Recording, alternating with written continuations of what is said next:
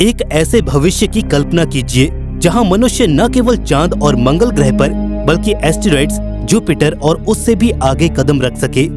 रोमांचक है ना दोस्तों। सदियों से हम रात के आकाश को देखने के साथ साथ हम ब्रह्मांड के अनंत विस्तार के प्रति अक्सर मंत्रमुग्ध होते रहते हैं। इसी आकर्षण ने हमें स्पेस एक्सप्लोरेशन की ओर अग्रसर किया और अंतरिक्ष मानवीय खोज का अहम केंद्र बन गया। 20वीं सदी के मध्य में अंतरिक्ष के किनारे पर पहुंचने वाली पहली मानव निर्मित वस्तु से लेकर 19वीं सदी में चांद पर पहली बार ह्यूमन लैंडिंग तक, चांद हमेशा इंसानी खोज का केंद्र रहा, जहां हासिल किए गए प्रत्येक माइलस्टोन ने हमें ब्रह्मांड में अपनी जगह को समझने के और करीब ला दिया।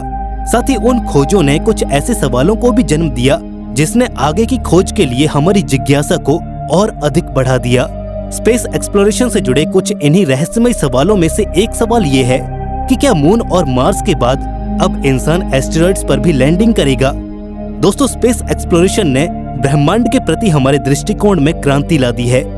ये सिर्फ नए प्लैनेट्स और गैलेक्सीज की खोज के बारे में नहीं है, बल्कि ये अपने ग्रह को बेहतर ढंग से समझने के बारे में भी है।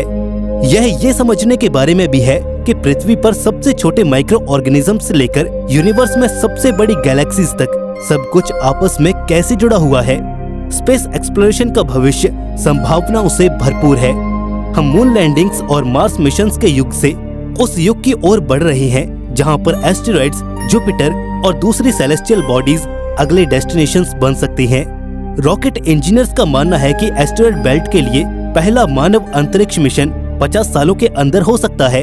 यदि ये संभव हुआ तो आप सोच सकते हैं कि एस्टेरॉइड बेल्ट, जुपिटर और यहाँ तक कि सैटर्न, ये सभी हमारे जीवन काल के दौरान हमारी पहुंच के अंदर हो सकती हैं। यानी कि स्पेस एक्सप्लोरेशन एक लंबा सफर तय कर चुका है और हम इंटरप्लेनेटरी ट्रैवल के एक नए युग के कगार पर खड़े हैं। 20 जुलाई सन 1969 को याद कीजिए, जब नील आर्मस्ट्रांग ने चांद पर अपना पहला कदम रखा था। उसी के साथ वो पल इतिहास में एक अतृप्त जिज्ञासा के प्रमाण के रूप में हमेशा के लिए अंकित हो गया था, जो आज हमें ज्ञात चीजों का पता लगाने के लिए हमेशा प्रेरित करता रहता है। आपको बता दें कि अपोलो 11 मिशन काफी साहसिक मिशन था, जो अनेकों चुनौतियों से भरा हुआ था, जहां एस्ट्रोनॉट्स और पृथ्वी पर वापस आने वाली डेडिकेटेड टीम्स को वास्ट कॉस्मिक डिस्टेंसेस को नेविगेट करने, एक सेलेस्टियल बॉडी पर सुरक्षित रूप से उतरने और फिर घर लौटने के कठिन काम से जूझना पड़ा, वो भी आज की तुलना में तब के अल्प विकसित तकनीकों के साथ। फिर भी वो ये साबित करने में सफल रहे कि हम एक प्रजाति के रूप में अपनी सांसारिक सीमाओं को पार कर सकते हैं। ये उपलब्धि किसी टेक्नोलॉजी और इंजीनियरिंग की जीत से कहीं अधिक थी, जिसे मानवीय भावना और महत्वाकांक्षा की जीत के रूप में भी देखा जा सकता है, क्योंकि चांद पर उतरने से अंतरिक्ष के प्रति वैश्विक आकर्षण पैदा हुआ और दुनिया भर में कल्पनाएं जाग गईं, जिसने हमें ब्रह्मांड में अपने स्थान के बारे में एक नया दृष्टिकोण दिया, जिसने हमें ये सवाल करने के लिए प्रेरित किया कि आखिर हमारे ग्रह द्वार से परे और क्या है। चांद पर उतरने से कंप्यूटर टेक्नोलॉजी से लेकर मटेरियल साइंस तक विभिन्न क्षेत्रों में प्रगति हुई। इस मिशन से हमें जो ज्ञान प्राप्त हुआ वो चांद, इसकी उत्पत्ति और पृथ्वी के साथ इसके संबंधों के बारे में हमारी समझ को आकार देने में सहायक रहा है। इसने भविष्य के अंतरिक्ष अभियानों की नींव रखी, जिसने हमें अधिक दूरी के लक्ष्यों को प्राप्त करने के लिए प्रेरित किया। वास्तव में चांद पर उतरना अंतरिक्ष की हमारी खोज में एक महत्वपूर्ण मोड़ था, जिसने हमें बताया कि आसमान की कोई सीमा नहीं है, बल्कि ये अनंत संभावनाओं का प्रवेश द्वार है। इसने हमें ब्रह्मांड में आगे तक पहुंचने, हमारे ब्रह्मांड के रहस्यों को खोलने और मानव क्षमताओं की सीमाओं को फिर से परिभाषित करने की हमारी इच्छा को बढ़ाया है। दोस्तों, चांद पर उतरना एक बड़ी उपलब्धि थी, लेकिन वो एक शुरुआत भर थी। एक्सप्लोरेशन की वो भावना जो हमें चांद तक लेकर गई, वो अक्सर हमारा मार्गदर्शन करती रहती है और आज भी हम नए होराइजन्स पर अपनी नजरें गड़ाए हुए हैं। लेकिन अंतरिक्ष के इस विशाल विस्तार में मानव जाति की अगली विशाल छलांग अभी भी बाकी है और वर्तमान समय में तेजी से आगे बढ़ते हुए हम मंगल ग्रह पर इतिहास दोहराने की योजना बना रहे हैं। आपको बता दें कि वर्तमान में अनेकों मार्स मिशंस प्रगति पर हैं, जो केवल लाल ग्रह पर झंडा गाड़ने के बारे में नहीं है। ये मिशन मंगल ग्रह को समझने, उसके रहस्यों को जानने और हमें उस दिन के लिए तैयार करने के लिए डिजाइन किए गए हैं जब मनुष्य इसे अपना घर कहेंगे। उदाहरण के लिए रोवर्स को ही ले लीजिए। सालों से रोबोटिक पायनियर्स मंगल ग्रह पर हमारी आंखें और कान रहे हैं। उन्होंने जरूरी डेटा भेजते हुए रेतीले तूफानों और अत्यधिक तापमान का सामना करते हुए मंगल ग्रह के इलाकों में मीलों की यात्रा की है। इस जानकारी से हमें मंगल ग्रह के भूविज्ञान, जलवायु और जीवन की संभावना के बारे में बेहतर समझ मिली है। इसने हमें उन चुनौतियों के बारे में भी बताया है जिनका सामना भविष्य में मानव खोजकर्ताओं को करना पड़ सकता है, जैसे कि मार्शियन डस्ट से लेकर रेडिएशन तक। लेकिन रोवर्स मंगल ग्रह की खोज करने वाले अकेले नहीं हैं। जी हाँ, हम बात कर रहे हैं उन ऑर्बिटर्स की जो आज भी ग्रह की परिक्रमा, मानचित्रण और इनके पतले वातावरण का अध्ययन कर रहे हैं। ये स्पेसक्राफ्ट्स हमें भविष्य के मिशंस के लिए सुरक्षित लैंडिंग स्थान ढूंढने में मदद कर रहे हैं और पानी के संकेतों पर भी नजर रखे हुए हैं। अब जैसा कि हम जानते हैं कि पानी न केवल जीवन के लिए महत्वपूर्ण है, बल्कि भविष्य में मार्शियन इनहैबिटेंट्स के लिए एक वैल्यूएबल रिसोर्स भी साबित हो सकता है। अब बात करते हैं मंगल ग्रह पर आने वाले ह्यूमन मिशंस की। ये मिशन स्पेस एक्सप्लोरेशन में एक अविश्वसनीय छलांग का प्रतिनिधित्व करती हैं, जो वहां पर न सिर्फ पहुंचने के बारे में है, बल्कि वहां पर रहने के बारे में भी है। आपको बता दें कि हम सूटेबल आउटपोस्ट बनाने, एलियन सॉइल पर भोजन उगाने और मंगल ग्रह को सोलर सिस्टम के बाकी हिस्सों के लिए लॉन्च पैड के रूप में उपयोग करने के बारे में भी बात कर रहे हैं। लेकिन इंसानों को मंगल ग्रह पर पहुंचाना कोई छोटी बात नहीं है। इसके लिए एडवांस स्पेसक्राफ्ट, न्यू टेक्नोलॉजीज और उचित मात्रा में साहस की आवश्यकता होती है। हमें लंबी अवधि की स्पेस ट्रेवल, रेडिएशन और एस्ट्रोनॉट्स पर पड़ने वाले मानसिक और शारीरिक तनाव जैसी चुनौतियों को पार करना होगा। लेकिन अगर इतिहास ने हमें कुछ दिखाया है तो वो ये है कि अगर हम कुछ ठान लेते हैं तो हम असंभव को भी हासिल कर सकते हैं।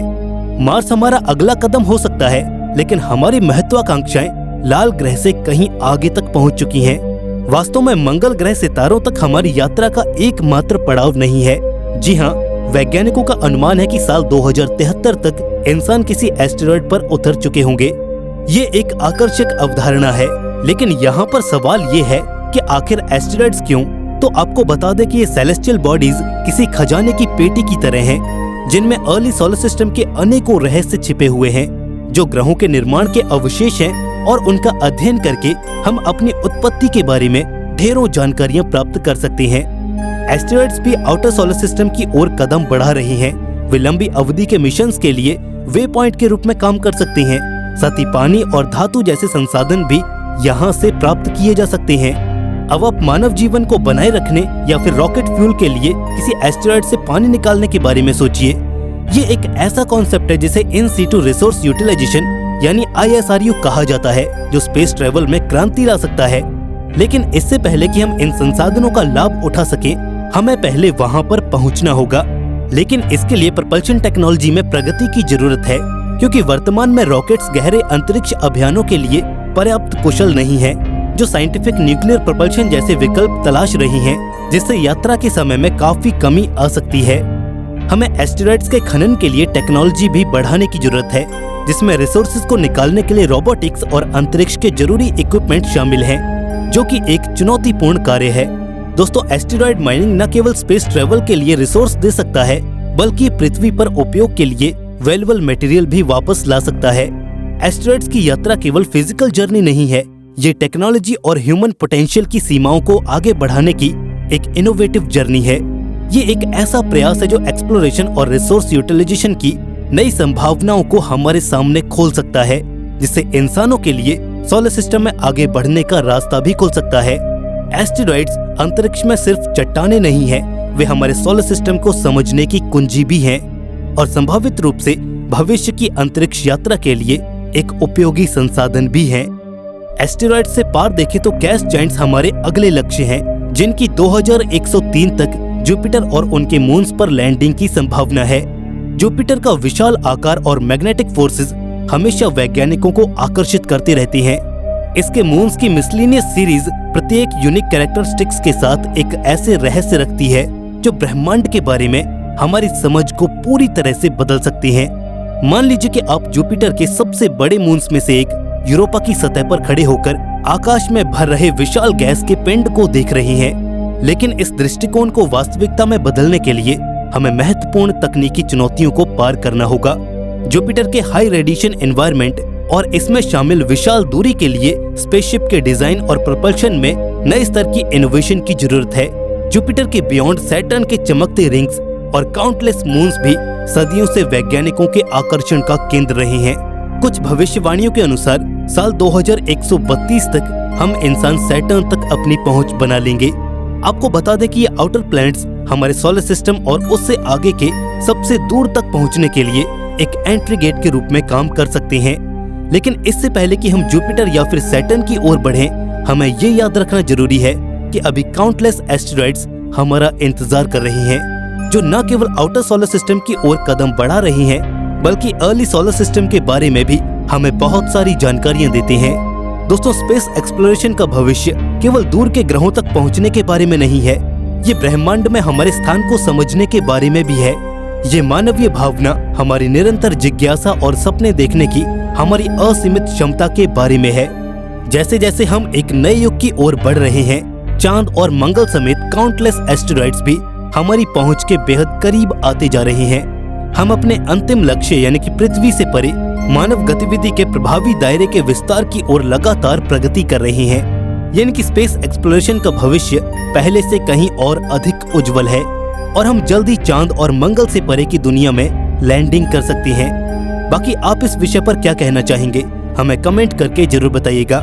अगर वीडियो पसंद आई हो तो इसे लाइक और शेयर जरूर कीजिए। हमारे चैनल को सब्सक्राइब करना बिल्कुल भी मत भूलिएगा। दोस्तों, जल्द मिलेंगे ऐसे एक और नई इन्फॉर्मेटिव वीडियो के साथ। तब तक के लिए नमस्कार।